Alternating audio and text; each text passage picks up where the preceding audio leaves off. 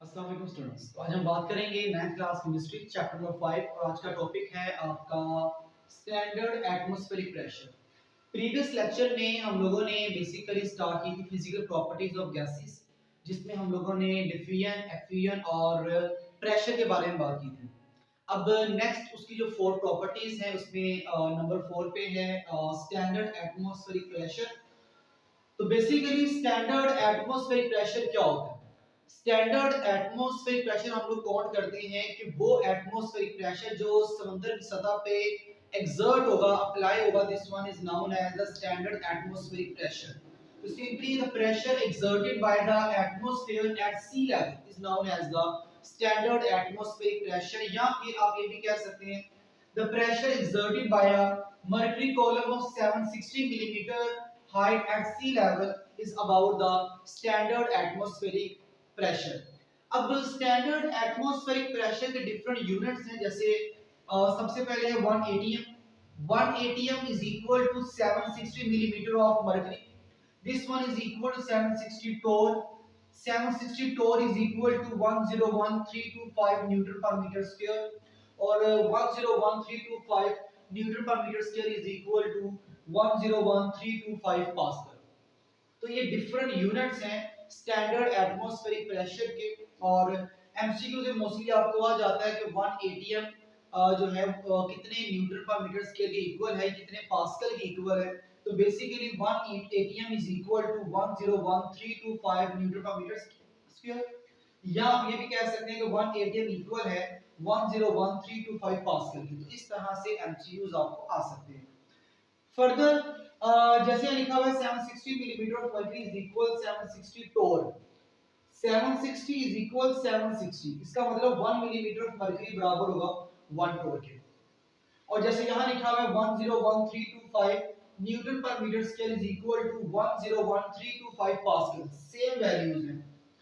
तो इसका मतलब 1 न्यूटन पर मीटर स्क्वायर भी इक्वल है 1 पास्कल के, और ये प्रीवियस लेक्चर में हम लोगों ने बात की थी। फर्दर बात की जाए नंबर 5 प्रॉपर्टी कंप्रेसिबिलिटी। कंप्रेसिबिलिटी का मतलब होता है कंप्रेस करना।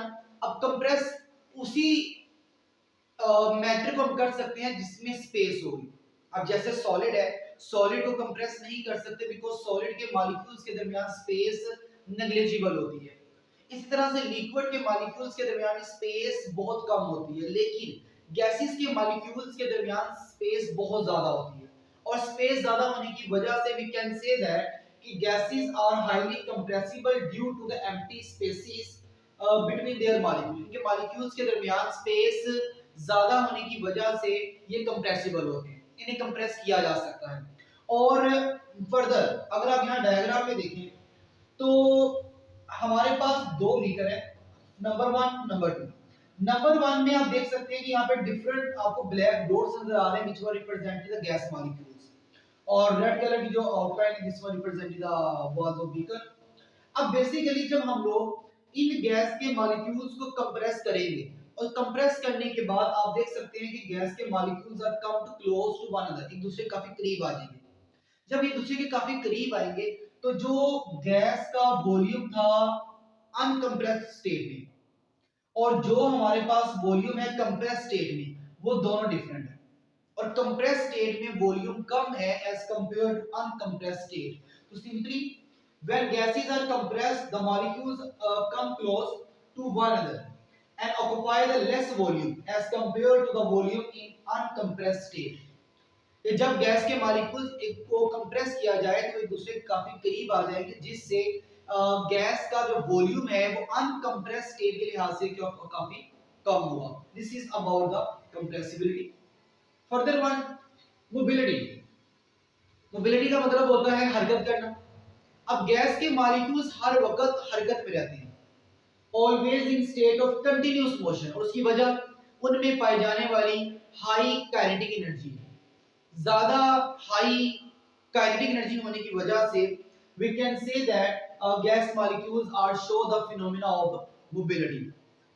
इसी तरह से अगर बात की जाए डेंसिटी के बारे में, डेंसिटी बेसिकली हम डिफाइन करेंगे mass per unit volume is known as the density। it is defined as mass per unit volume is known as the density. और डेफिनेशन की बेस पर फार्मूला अगर हम ड्रॉ करें तो डेंसिटी जिसको डी से रिप्रेजेंट करते हैं is equal to mass over volume, ये इसका फार्मूला।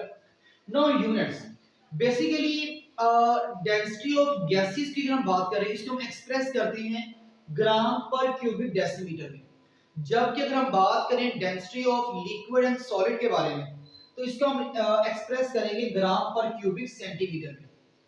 अब गैसेस की डेंसिटी को ग्राम पर क्यूबिक डेसीमीटर में रिप्रेजेंट किया जा रहा है, जबकि लिक्विड और सॉलिड की डेंसिटी को ग्राम पर क्यूबिक सेंटीमीटर में। रीजन ये है कि लिक्विड और सॉलिड की जो डेंसिटी है वो गैसेस की निस्बत 1000 टाइम्स ग्रेटर होती है, या आप ये भी कह सकते हैं कि गैसेस की डेंसिटी लिक्विड और सॉलिड से 1000 टाइम कम होती है, मतलब एक ही होगा, ठीक है।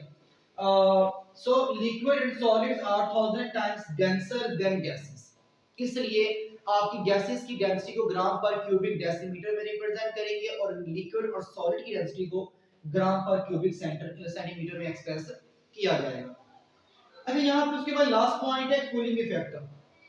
कूलिंग इफेक्ट यहाँ पे क्या होगा, बेसिकली अगर हम गैसेस की डेंसिटी को इंक्रीज करना चाह रहे हैं तो उनका वॉल्यूम कम करना पड़ेगा। अगर आप यहाँ फॉर्मूला देखिए तो फॉर्मूला में आप देख सकते हैं कि डेंसिटी मास के साथ डायरेक्ट रिलेशन में और वॉल्यूम के साथ इनवर्स रिलेशन में। अब बेसिकली डेंसिटीज का जो मास होता है वो लेस होता है, और लो मास की वजह से जब मास क्या होगा, लो होगा, और वॉल्यूम भी जाहिर सी बात है हमारे पास यहाँ पे क्या होगा, हाई, तो ऐसे केस में डेंसिटी भी क्या हो जाती है, लो, क्योंकि डेंसिटी और वॉल्यूम आपस में यहाँ पर देखा जाए तो एक तरह से इनवर्स रिलेशन में है। तो जब मास लो होगा तो वॉल्यूम हाई होगा, और अगर हम यहाँ भी देखें तो अनकंप्रेस्ड स्टेट में आपके गैस के मॉलिक्यूल ज्यादा वॉल्यूम कवर करते हैं, उसकी रीजन क्या है कि मास क्या होता है, वेरी लो। अब अगर हम लोग यहाँ पे गैसेस की डेंसिटी को इंक्रीज करना चाह रहे हैं, यहाँ पे लो है, अब हम उसको हाई करना चाह रहे हैं, तो गैसेस की डेंसिटी को हाई करने का मेथड क्या है कि आप टेम्परेचर को डिक्रीज करें। अब टेम्परेचर डिक्रीज करने से वॉल्यूम डिक्रीज होगा, और वॉल्यूम को डिक्रीज करने का मतलब क्या है कि डेंसिटी ऑटोमेटिकली क्या होगी, इंक्रीज करेगी। For example, density of oxygen is 1.4 gram per cubic decimetre at 20 degree Celsius, और जब हमने टेम्परेचर 20 से कम करके जीरो किया तो उसी ऑक्सीजन की डेंसिटी 1.4 से इंक्रीज करके 1.5 हो गई। मतलब आप टेम्परेचर लो करें, कूलिंग इफेक्ट प्रोवाइड करेंगे। जब आप टेम्परेचर लो करेंगे तो टेम्परेचर लो करने पर गैस को कूल करने पर आपके पास क्या होगी, डेंसिटी इंक्रीज करेगी, क्योंकि वॉल्यूम यहाँ पे डिक्रीज कर जाएगा। तो टेम्परेचर डिक्रीज करने से वॉल्यूम डिक्रीज करेगा, वॉल्यूम डिक्रीज करने से डेंसिटी इंक्रीज करेगी। उसकी एग्जांपल आप देख सकते हैं, डेंसिटी ऑफ ऑक्सीजन 1.4 है एट 20 डिग्री सेल्सियस, और डेंसिटी ऑफ ऑक्सीजन है 1.5 at 0 degree Celsius. So these are the four properties of the gases. Previous 3 हमने डिस्कस की थी प्रीवियस लेक्चर में, आप वो वहां से देख सकते हैं, और बाकी की 4 प्रॉपर्टीज यहाँ पे हैं। और अगर इसमें कोई प्रॉब्लम हो तो आप कमेंट सेक्शन में डिस्कस कर सकते हैं, और नेक्स्ट लेक्चर में इंशाल्लाह फिर हम बॉयल लॉ को डिस्कस करेंगे।